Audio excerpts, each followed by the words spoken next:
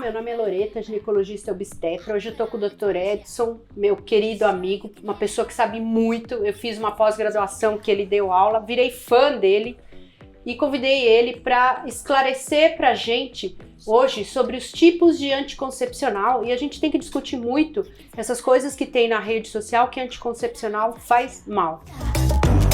Can't stop.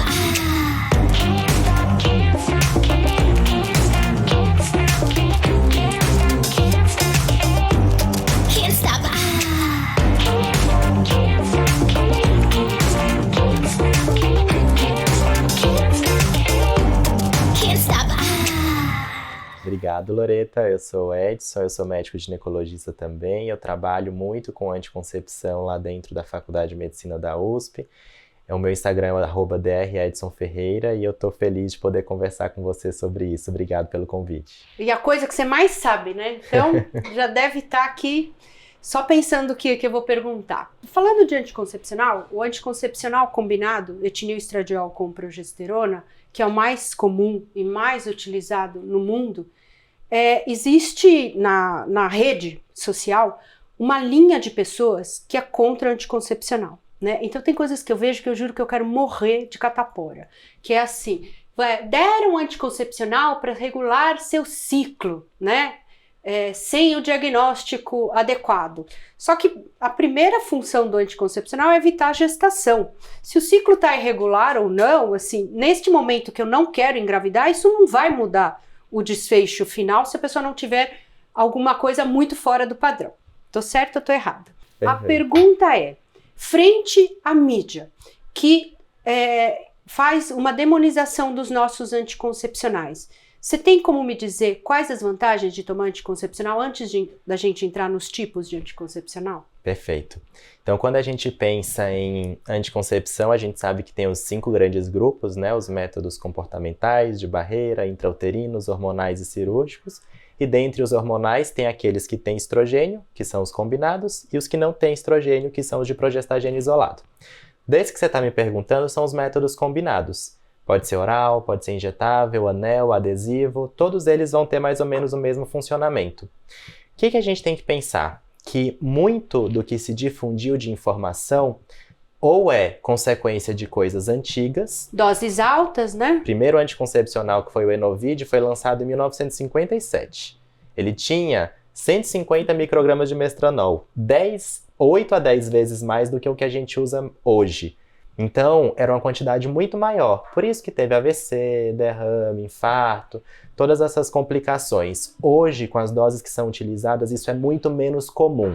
Você vai me perguntar, está associado a um aumento de risco? Até está, mas é tão pequena que, pelos benefícios diretos de proteger contra a gravidez, que é uma situação que leva a muitos outros riscos, principalmente quando ela não é planejado, e também os outros benefícios que tem, por exemplo, redução do risco de câncer de ovário, redução do risco de câncer de endométrio, trata sangramento uterino anormal, pacientes que menstruam muito, perdem vida social, deixam de ir para a escola, deixam de trabalhar por conta disso, melhora a dor pélvica associada à endometriose, à adenomiose, à dismenorreia. Tem tantos benefícios associados. Melhora da pele, pacientes que têm síndrome de ovário policístico, que podem ter excesso de pelo, de acne, existe uma melhoria. Então existe um conjunto de benefícios. O ponto-chave, e até o que a gente estava discutindo mais cedo, é saber para quem você vai indicar cada anticoncepcional. Não tem um só que é o perfeito e os outros que são defeituosos. A gente tem que ter variedade de anticoncepcional justamente para poder individualizar. Escolher o que é melhor para cada paciente. Do anticoncepcional que tem hoje, por exemplo, via oral, o adesivo, o intravaginal, os injetáveis, esses anticoncepcionais de forma bem breve, né? Quais são essas diferenças que a gente tem no mercado e quais as vantagens? No sentido de, assim, o via oral, por exemplo. O via oral é o mais difundido, as pessoas tomam mais, mas elas erram demais. Então, o índice de gravidez sobe. Não é porque o anticoncepcional é ruim, porque a pessoa tomou errado. Sim. Não é culpa de ninguém. Em relação, nessa comparação desses métodos todos, na sua percepção, quais as vantagens e desvantagens de cada um? Para cada mulher, né? Vamos supor. Ótimo. Então, quando a gente olha para os combinados, as diferentes vias elas vão ter diferentes frequências de administração. Então, o ponto-chave do oral é o que você já colocou, ele é diário. Eu preciso lembrar de tomar todos os dias. Alguns você precisa respeitar até o horário de tomada. Porque a dose é muito baixa, então ela acaba, a pessoa, se ela perder o horário, ela perde A eficácia. eficácia, exatamente. Alguns, como por exemplo o adesivo, vão ter trocas semanais. Já fica um pouco mais fácil para você não esquecer. Põe lá no alarme, Põe um alarme. O injetável é mensal, uma vez por mês. O anel vaginal é mensal, uma vez por mês. Então, quando você vai aumentando a frequência, você vai aumentando a chance de errar. Perfeito. Então, tudo que se torna mais frequente, diário, aumenta a chance de a gente errar, esquecer, atrasar, e isso compromete a efetividade.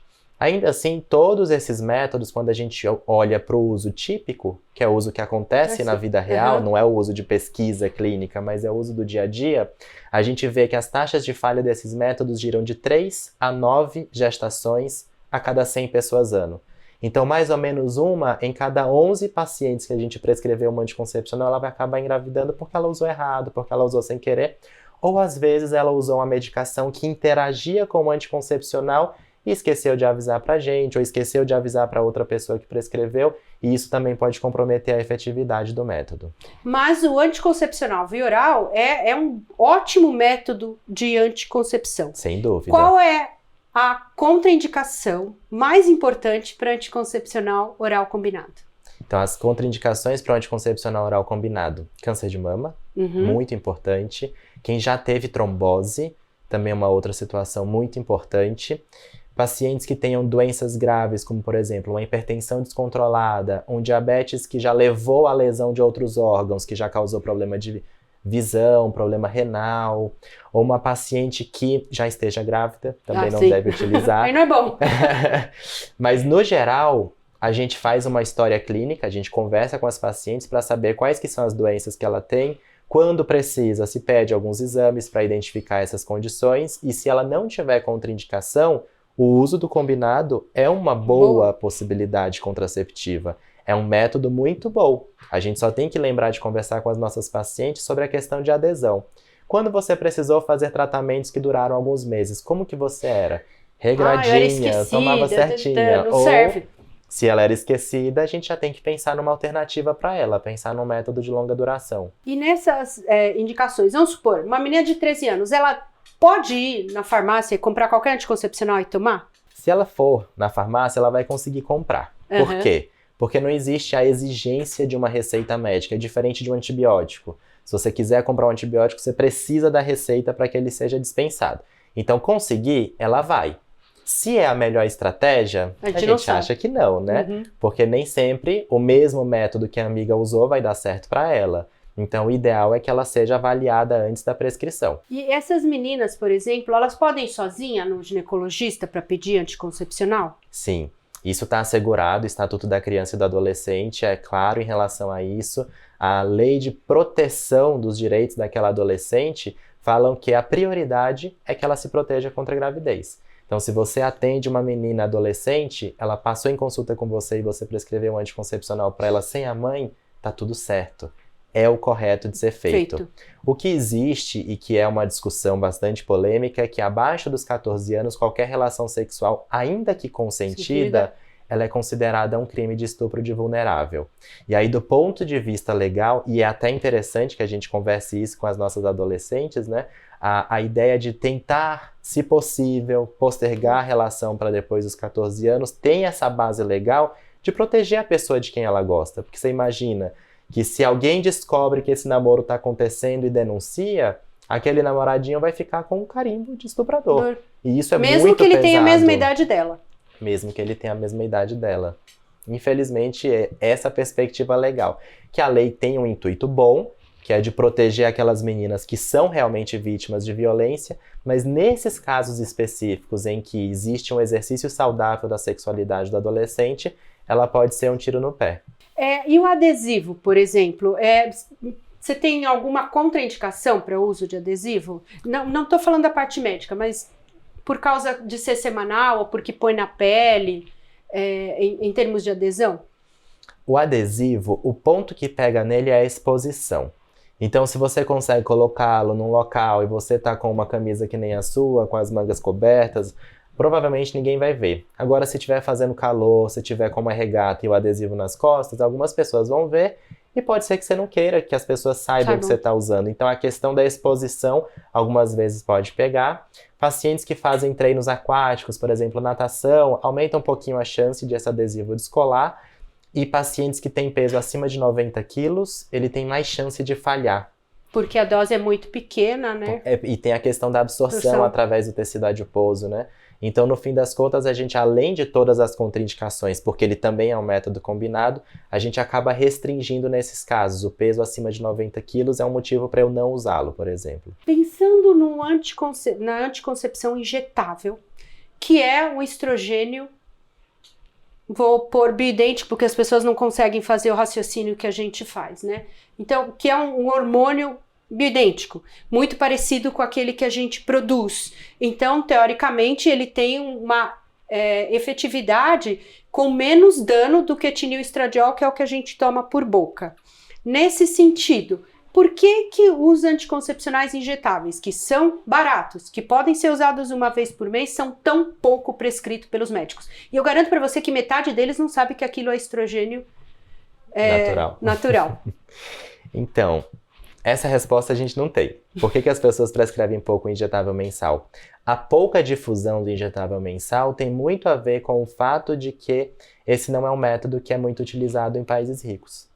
Entendi. Em geral, isso é mais utilizado na América pobres. Latina. Então, a maior parte dos estudos que aconteceu não foi nos grandes locais que tem uma boa condição para fazer pesquisas longas com muita gente. Ele foi em países que têm uma condição financeira um pouco mais restrita para a pesquisa e acaba que o impacto desses estudos não é o mesmo. É um bom método. É um Eu acho ótimo. Tão bom quanto um pílula oral, um anel vaginal, um adesivo transdérmico.